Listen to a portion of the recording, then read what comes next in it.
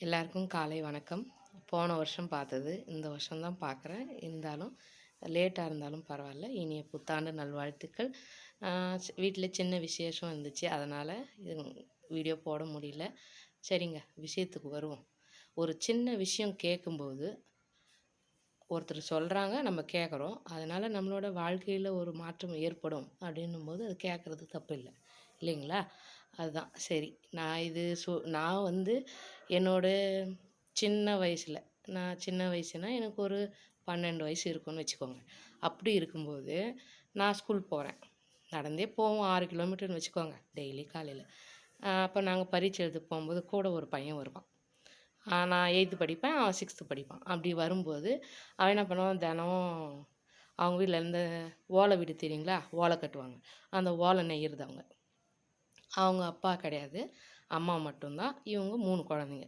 இவன் தான் பெரியவன். அப்படி இருக்கும்போது ஓலை முடஞ்சி கொண்டு போய் கொஞ்சம் தூரம் போட்டுட்டு வந்தாக்கா காசு கிடைக்கும்.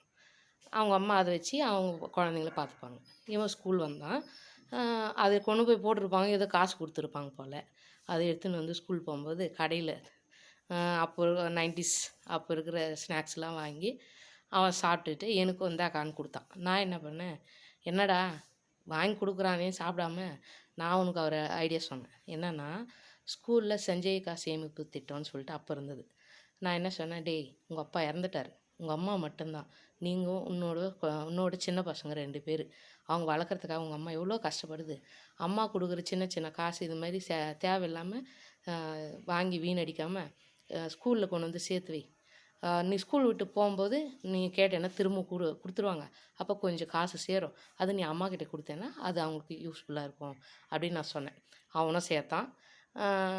அவன் 1 வருஷம் 2 வருஷம் தான் படித்தான். அப்புறமேட்டுக்கு ஒரு ரூ. 600 வரைக்கும் கிடச்சிது. அவன் அவ்வளோ காசு சேர்த்து வச்சிருந்து அதை எடுத்துன்னு போயிட்டு அம்மாட்ட கொடுத்தான். அதோட சரி, அதுக்கப்புறம் நான் அவனை சந்திக்கல.